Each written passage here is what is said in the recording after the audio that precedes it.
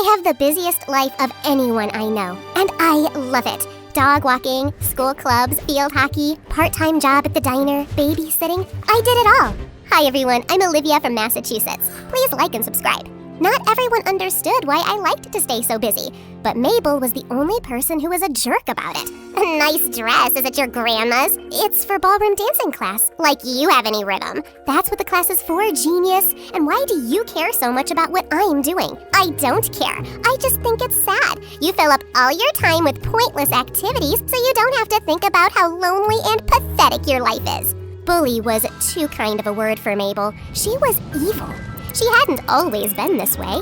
We used to be best friends. In fact, we were inseparable. Sleepovers, late-night phone calls about the boys we were crushing on. We were even lab partners in chemistry class. All of that changed the day of the triathlon. We made it through the swimming and the cycling segments of the race with no problems. We were neck and neck. And then, during the running segment, Mabel tripped over a rock and fell hard. I think I've broken my ankle. Should I find a medic? Or maybe I can help you up so we can both finish? I felt guilty, but as the other runners raced past, all I could think about was beating them. Mabel had been so excited for us to do this together, though. No, you go ahead. I'm sure help will be here soon. I hesitated, but only for a second. Okay, I'll see you after the finish line. I sped off, leaving Mabel behind. Things were never the same after that. I tried connecting with Mabel over and over, but she wanted nothing to do with me. And then our paths just kind of went in opposite directions. I was still super competitive and always involved in sports and other physical activities, but Mabel became more introspective and artsy. She joined the theater club and even DJ'd on weekends. Sometimes I still miss her, but then she'd shove me into a locker or make fun of me behind my back, and I'd remember that she's a bully and a jerk. I'm better off without her. As my partner Pierre twirled me across the dance floor at class that night, I felt everything else fade away. All my cares and worries, even my other hobbies. It was nice to let go. But after class, Mabel's words were ringing in my head. I stopped to talk to Pierre. We didn't go to the same school, but we were the same age, and he knew me better than almost anyone. You don't think she was right, do you? She has a point. You move non-stop like a shark, almost like you're afraid if you stop swimming, you'll drown. A shark couldn't pull off these moves. Come on, be serious for a second. What are you trying to escape from? Right now? This conversation. I stomped off. Whatever you say, shark girl. What was everyone's problem today? I expected that treatment from Mabel, but I had to admit it hurt to hear Pierre agree with her. The next day, Mabel was laughing in the hall, and her stupid friends kept glancing over at me. Finally, I had enough and marched right up to them. What's so funny? Nothing. I signed you up for the triathlon, that's all. What? You can't just sign another person up without their consent? Fine, don't do it then. You're obviously too scared. I was smart enough to know she was manipulating me, but my competitive side was drowning everything else out. Scared? I wasn't scared of anything. I don't mind, I'll do it. Besides, I'm not the one who couldn't finish. That wiped the smirk right off Mabel's face. I felt satisfied as I strode off down the hall, but then my guilt came rushing back. Whatever, why should I feel guilty? She's the one who put me in this position. I threw myself into training. If I was going to do this, I was going to win. I swam laps in the pool, biked up a mountain to build endurance, and ran everywhere instead of taking the bus. One morning, when I came up for air in the pool, I was surprised to see another person swimming laps. Usually this early, I was the only one here. Wow, she was fast. She pushed herself up on the other side and removed her goggles. It was Mabel. I didn't know what to make of her being there. But then when I went to relax my muscles in the hot tub afterwards and Mabel was there too, I started to get annoyed. Are you following me? This is a public facility. I've never seen you here before. Is torturing me at school not enough for you? Now I can't even train without you hassling me? I'm here to train too. Not everything is some conspiracy against you. Train for what? What do you think? The triathlon. You're doing the triathlon? Why? So I can finish what I started. I had to admit, I respected her for that. Maybe we could train together. I don't need your help. She got up and left. Ugh, I don't know why I even offered. She could have at least been polite, but I guess that was too much to ask from Mabel. Well, at least I had the hot tub to myself now. At ballroom class later that night, I was dancing furiously. Usually, I was able to let everything else slip away, but this time I couldn't focus. Hey, this isn't your triathlon. Slow down. It's supposed to be fun. I'm sorry, Pierre. I know I'm not being a very good partner. Are you kidding? You're great. Everyone else here needs a cane. What's on your mind? It's Mabel. She signed up for the same triathlon I'm doing. She has the right to, doesn't she? I'm not saying she can't. I just don't know why now, after all this time. I remember when you guys used to be attached at the hip. I know you still miss her sometimes, even if you won't admit it. Actually, you don't know that, because I don't miss her. I stomped off again. Watch out, shark girl coming through. All throughout training leading up to the triathlon, Mabel was like my shadow. Everywhere I looked, she was doing the same thing. If I was on the treadmill, she increased her speed. If I was in the pool, she swam just a little bit faster.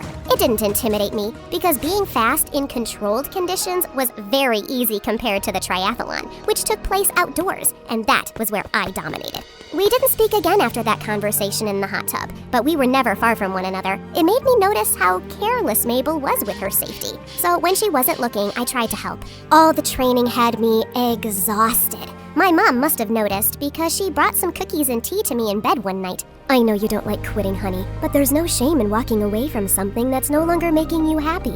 You don't have anything to prove to anyone. Mom, I can't just walk away. Mabel would never let me live it down. Mabel is your friend. She's not going to judge you for taking care of yourself. She's not my friend. She's my nemesis. We haven't been friends in a long time. I know, sweetie. I guess I just always hoped you two would find your way back into each other's lives. Now eat your cookies before your dad steals them. I didn't have the heart to tell my mom that was never going to happen. Plus, my mouth was full of chocolate chips. That night, I dreamed I was going for a jog, when suddenly the whole world turned into a treadmill. I wanted to get off, but I knew if I stopped running, I'd fall into space and float away. And there was Mabel with her arms crossed, laughing at me. When I woke up, I was jogging in place in my pajamas. The next day, Mabel and I were biking down a gravel road. Not together, but at the same time. Suddenly, Mabel hit a rough patch and flipped over her handlebars. Ooh, ouch. That looked painful. Are you okay? I'm fine. Don't worry about me. It's not like you ever have before. How long are you gonna hold on to that grudge? You're the one who told me to keep going and finish the race. Or do you not remember that part? Forget it. Just leave me alone. I told you I didn't need your help. Mabel, this is so stupid. You're gonna get yourself hurt again. Why not just bail? You're not special, Olivia. I can do whatever you can do. I'm not saying I'm special, you psycho. I'm trying to look out for you. A car pulled up right in front of us. Hey, you two! Maybe you could move your little powwow onto the sidewalk instead of the middle of the road. Go around! The day before the triathlon, Pierre and I skipped ballroom class so I could let my body rest. We hung out on the steps of the museum, which overlooked the entire city. Can I ask you something? You're just going to leave if you don't like the answer. I won't this time, promise. Do you really think Mabel is right? It's not about right or wrong. I think Mabel was hurt when you left her behind. And she hurt you when she refused to accept your apologies or hang out again. Now it's become this vicious, never-ending cycle. In some ways, it's like you two never left that triathlon. You had me for a second there. No, honestly, that makes a lot of sense. Thanks for always telling me the truth, Pierre. Anytime, shark girl. How are you? I feel like we always talk about my problems. Well, things haven't been easy lately, to be honest. My parents argue constantly, and I've been struggling at school. The ballroom lessons are kind of an escape for me. Pierre, I'm so sorry. I had no idea. Dancing is the one thing that helps you feel better, and I've been ruining it by complaining about my stupid problems. You're the reason it's an escape. You could never ruin it. I felt my stomach flutter. With the golden light on Pierre's hair, just the two of us on the steps. It was the first time in forever I felt comfortable just sitting still. I lay my head against his shoulder, and we watched the sun sink behind the skyscrapers. But enough of that sappy stuff. I had a race to win. At the starting line on the shore of the lake, I glanced over at Mabel. She stared straight ahead into the water, nervous but determined. The whistle blew, and we were off. Okay, Olivia, time to live up to your nickname. Go, shark girl, go! I swam like I was born in the water, like I was a goddess of the sea. When I reached the shore, I hopped onto my bike without missing a beat. I glanced back. I was winning. All my training was paying off. But the race wasn't over yet. I noticed another rider coming up fast behind me. It was Mabel. Wow, I guess I underestimated her. I started to pedal even faster. As impressive as Mabel was, she was gonna have to settle for second place. I could see the other riders huffing and puffing in the distance behind us. I threw my bike to the side and hit the ground running. It was the final segment of the race, the 10K. Mabel was close behind me. She looked exhausted. I was getting tired too, but I was in great shape from sports and constant exercise. Sorry, Mabel, but you're a DJ, not an athlete. What? While I'd been patting myself on the back, Mabel had caught up to me, and now she was pulling ahead. No, I couldn't let this happen. Not with first place so close. It was time to show Mabel just how fast I was. I took a breath, hurtled forward like a freight train, and then I tripped. I fell on my face in the dirt and hit my shoulder on a rock. Ow, ow, ow! Well, so much for winning. I started to cry. Then a hand appeared in front of me to help me up. Why are you stopping? Mabel, you can win this. Go, you earned it. I know you were looking out for me during our training. I told you not to help me, but I'm glad you did. I was speechless. Come on, this time both of us finish or neither of us do. I couldn't believe that after leaving her behind all that time ago and how messed up things had become between us ever since, Mabel was willing to lose the race just to help me. She supported me, and we hobbled onward together. The other runners started to pass us. At the finish line, Mabel and I practically collapsed. We chugged water and caught our breath. We may not have won, but we finished, and we did it together. Mabel, I'm so sorry. I never should have put the race before our friendship. I'm sorry for all the time we lost because of my stupid, selfish, competitive streak. If I could go back, I'd do it differently. I'm sorry, too, for bullying you, and for being stubborn and taking so long to forgive you. Does that mean you forgive me now? Mabel didn't answer. She just wrapped her arms around me in a bear hug. From that moment on, Mabel and I were best friends again. I went to all her DJ gigs, and she was always there to support me at my races, from the sidelines. We had our different interests, and that's okay. What mattered is that we were there for each other through the ups and downs. At the next ballroom lesson, Pierre was waiting for me. How's it going, Shark Girl? Before he could finish his question, I kissed him. He was speechless, but I could tell how happy he was when we were dancing. He had the same dreamy smile on his face that I had. I felt lucky to have these special people in my life, and I was never going to take them for granted again. I'm Anita from Los Angeles, and if you're up for a suspense-filled story, hit the like and subscribe button for more. My mom and I moved to LA when I was 15 years old. I never wanted to move to the city of big lights because I was like a turtle who wanted to live in a shell. Before that, the two of us lived far away in the country, in a cute little farming town. I loved it so much, and I was heartbroken when my mom told us we had to move away for her new job. I know it's scary, honey, but I promise you're gonna love it there. But I don't even know how to dress for school, and it means every morning I have to think about pairing up my pink sweater and pink socks. And what if it's full of mean girls or bullies? You'll make plenty of friends, and real friends won't care how you're dressed. I knew this job meant a lot to her, so I put on my bravest face, packed up the car, and waved goodbye to our small town life. Bye horses, bye cows. 1 week of hotels and fast food meals later, my mom and I arrived at our new house. Whoa. Okay, this place was seriously amazing. Everything was so busy and exciting in the city. I almost forgot what my life was like on the farm. But summer was over, and that meant it was time to start high school. Have a great day, sweetie. Mom?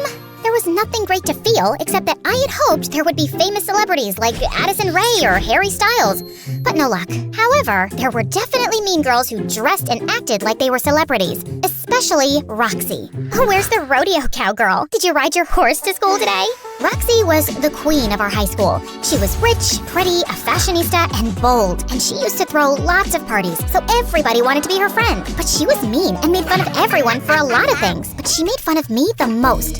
Hey, Anita, why did the chicken cross the road? Because he was embarrassed by your outfit.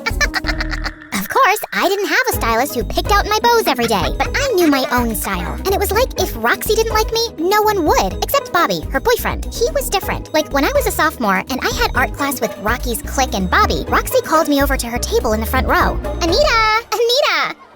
Me? Yeah, you silly. Awesome painting. Do you have any purple paint I could borrow? Wait, was she being nice to me?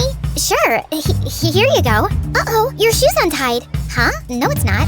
My mistake. On the way back to my seat, everyone I passed started giggling. I caught my reflection in the mirror and saw "Yeehaw" written on my back. That's it. I was sick of being treated this way. Nice joke, Roxy. LOL. Thanks, cowgirl. But if you ever prank me again like that, I'll get you back before you even see it coming. Roxy's face was priceless, but I had to get out of there before she could see how hard I was shaking. I ran to the bathroom and tried to wash the paint off, but my clothes just got all wet. How would I make it through the rest of the day? Anita, hey. No way. Is that Bobby waiting for me outside the bathroom? Look, I gotta make this quick. Hey man, wait, give me that jacket. I want you to take this. He was so kind that he borrowed the jacket and gave it to me, but he kept looking around like Roxy was gonna jump out of a locker or something. But Bobby, Don't worry about it, okay? I think it's cool that you stood up to Roxy. What? I can't hear you. I think it's cool that you stood up to Roxy, okay? Bobby! Shoot, I gotta go. Don't tell her about this. Or anyone, okay? She'll only make things worse for you. I knew Bobby was the star of the football team, but I didn't know he could run that fast. I was flying all day. No matter what my teacher said, I just heard, Bobby, Bobby, Bobby, Bobby, Bobby, Bobby, Bobby. Even with Roxy's mean trick, it was my best day of high school in 2 whole years. Someone looks happy. For the rest of the year, Bobby would find little ways to stick up for me. He'd leave chocolates, give me winks at lunch, and even leave notes in my locker when I was having a rough day. Most of the time, though, he just found ways to distract Roxy from being mean. Howdy, cowgirl. What's with the— Roxy, do you, want to go to prom with me? Prom? Well, that was one of his worst distractions. I knew that his dad worked for Roxy's dad, but that didn't mean he should be scared of her all the time. And I mean all the time. If she even sees your name on my phone, she'll flip out on both of us. Here. Is that a picture of a cat? What is this? It's like a code. If you send me a cat, or I send you one, it means you meet me in the back of the library, okay? I guess. But 2 years of secret library meetings were too many. If I mattered to him as much as he mattered to me, he would have stood up for me. Anita, come on. You know why I can't tell Roxy. Because she'll be mean to me? Newsflash, I'm pretty used to it by now. What are you saying? I'm saying you're obviously embarrassed of me. Look where we have to go every time we need to talk. Roxy goes crazy when she doesn't get what she wants. I'm trying to protect you. I wanted to believe him, but I just couldn't. I'm sorry, Bobby. I don't want to be your secret anymore. I'll see you around. Anita, wait. Anita, come back. As hard as it was, I knew I did the right thing, even though my mom did have to buy about 100 tissue boxes for me. I'm so proud of you, honey. Thanks, Mom. You know, I was gonna save this for your graduation day present, but I want to give you your gift now. Would a shopping spree make you feel better? Shopping spree? Like a makeover? Like in the movies? High school was so hard for you. Why not start college with a whole new Anita, but only on the outside? The inside will always be my sweet little girl. I wiped away my tears and jumped in the car. My mom worked so hard at her job so she could afford our nice house and my fancy school, but that meant no shopping sprees. Oh my gosh! It really was like a movie. So much color, so much glamour. My mom even let me get my makeup done at Sephora. Ta-da! My little girl is a princess. Yeehaw! A princess? LOL. Look, everyone! It's Princess Cowgirl! No. Could it be? Roxy and her clique were standing right behind us with Bobby.